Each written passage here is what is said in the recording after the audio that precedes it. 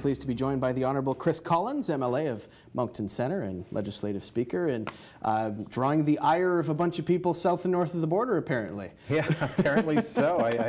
I guess I've angered a lot of Americans as being a Republican. I didn't even know I was a Republican. Yeah, well, you learn new things.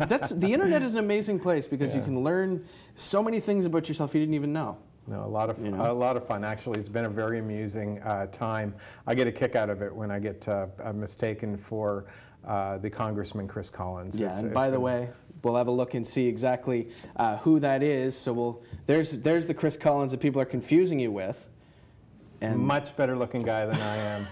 Yeah, he looks more like a politician too. So. Well, admittedly, that's his picture from his Twitter bio. So he's he's in the bench. Okay, right there, where he's in the action, so to speak. Whereas for you, you'd be right in the front in the big chair as a legislative speaker. So. Yeah, it's an awesome job. Yeah. So what kind of tweets do you get? Because you mentioned it seems to be just nonstop, but what kind of stuff do you usually get? Oh, I just get a lot of angry Americans with, particular this week because he came out in support of Trump's dropping of the Paris Accord, and the Americans won't be following it. They'll be joining like Mogadishu or whoever doesn't do it. I think it's just Syria and another country that don't have it. So it angered a lot of Americans, and they weren't very proud of him, and so they took it out on. They took out their anger on Trump through Republican Congressman Chris Collins from New York. Yes, at Rep. Chris Collins, and you are at Chris Collins MLA. Correct, yes. So, like as I said in my monologue, just make an effort. Yeah. it's off by quite a bit. Well, you know, people are angry and they look at it, and one lady, she said she didn't have her reading glasses on, and she looked at it and she said, you know, look like a politician, click. Yeah. And, you know, I guess, you know, I've been working as a politician now for 13 years, so I might as well look like one, right? Yeah, that's almost a compliment for you. Yes, after all this time, yeah. You do it as long as you do. I suppose that's what you want to look like, but, you know, so what's your stance on buffalo wings? What do you think? Because it's worth noting he's the representative from near Buffalo, 27th. Right, I love buffalo wings. All right. And unfortunately, they're perishable. So he's sending me potato chips and chewing gum from New York to help me cope with his quote-unquote fans that have been tweeting me. So it's been kind of funny. So you've been in contact with him? I just tweeted him that your fans are keeping me hopping today because I was doing a lot of interviews. And he got quite a kick out of that and sent me. He said, "I'm sending this off to you. Product of my district to help you cope with it." So it seems like a fairly decent guy. You know, as Canadians and as politicians, we need to respect other people's viewpoints. And I don't think that his viewpoints would be consistent with Canadian values on a regular basis. So I think that there's a bit of a difference there. But certainly a decent guy. I've met a lot of American politicians in the last 10 years, and they've been great. So I don't have any problem with that. All right. So do you think that this kind of, we'll say, vitriol that you've gotten in the last few months, you know, ever since, well, basically last year for the most part, do you think it's comparable to what you've faced as a politician for 13 years, or do you think it's kind of a little sampling of what it could be south of the border? I think it's a bit of more of a blood sport south of the border. Certainly, when we have to make difficult decisions as politicians, whether it's in our riding or provincially, we tend to raise the ire of some portion of the population. Sometimes it's a lot, sometimes it's not too many. But there's a lot of people that are very passionate about politics and about their province, and we live in a democratic society, and that is their right. They have the right to be angry, and they have the right to disagree. And some of them are more colorful than others in the way they do it. And you know, I think that's, I don't always tolerate it. Sometimes it's not fair to, you know, basically talk to people like that, but or respect politicians. And that's a concern that I have as Speaker as well, because we try to raise the image of politicians in the legislature, and we need to do a better job of doing that. And my job is to protect the politicians. in a lot of cases, whether it's one-on-one between themselves or in bombs being lobbed into the groupings, whether it's a political party or individuals or stances.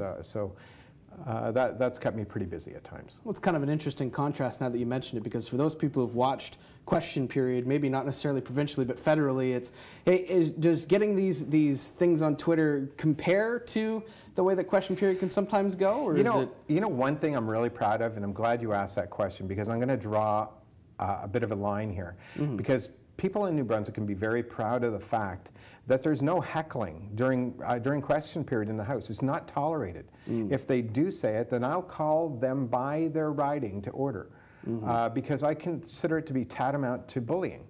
I just don't see why can you do something like that in our legislative assembly that kids can't do in a classroom. So we need to change that, and we'll get more people, a better cross-section of people becoming interested in politics, and I think that will have more people running, more gender parity in the House. A lot of different things will be better, so I've been working on that. Yeah, so no more MPs, MLAs standing on their benches, shaking their fist. And no, you know, I allow people in Quebec. They don't allow people. They don't allow applause in Quebec as part of the debate.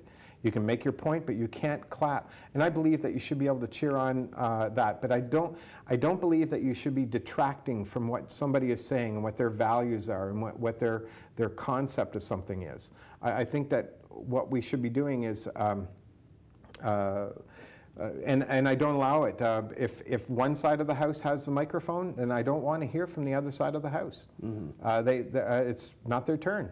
Yeah. And so I need to keep it fair in there. Yeah, and it's a very fine line between people applauding their own candidate and then applauding the shutting down of another candidate, so it can be... Right. I think it's like curling. I believe that you should be able to cheer on the good shots, but I don't think you should be able to cheer the misses.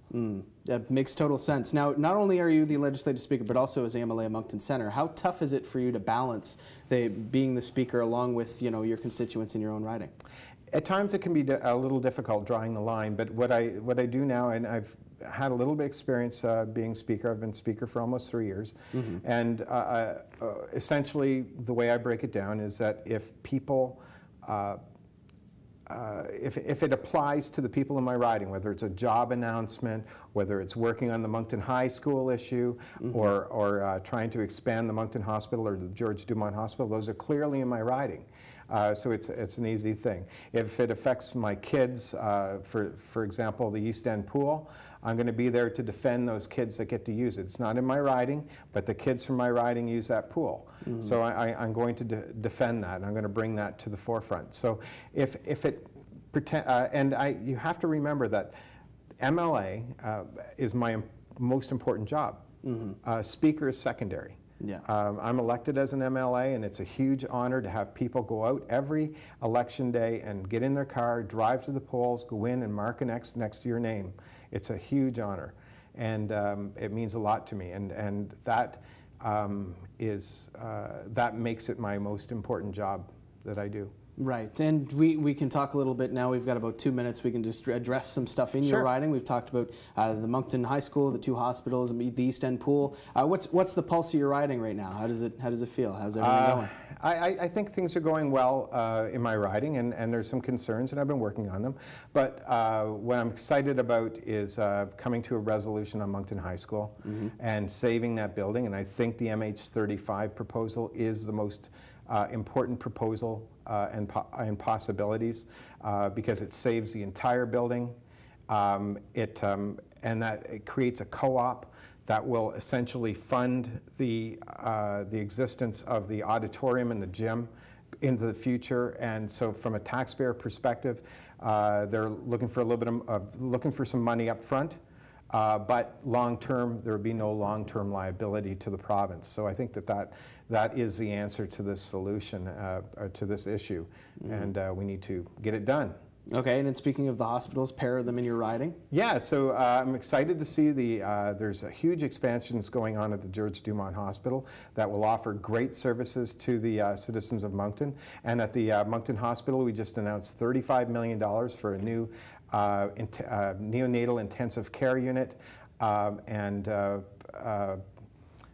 also a cardiac care unit for adults in the hospital as well. So huge announcements, big expansion of the hospitals, and it's going to be a real asset to our community. And that's awesome. It's great to hear, you know, the stuff that's going on the ground floor. So Chris, how can they contact you and not the other guy? Yeah, okay, well, they can, chris.collins@gnb.ca. They can call my office at 856-2595. They can get a hold of me through Twitter at Collins MLA. Yeah, that's Chris Collins MLA. Yeah, and they can also find me on Facebook. So I'm a pretty easy person to find. All right, so be sure to check that out. Chris Collins, thank you so much for joining us. My pleasure, Mike. So be sure to tweet him at the right one this time.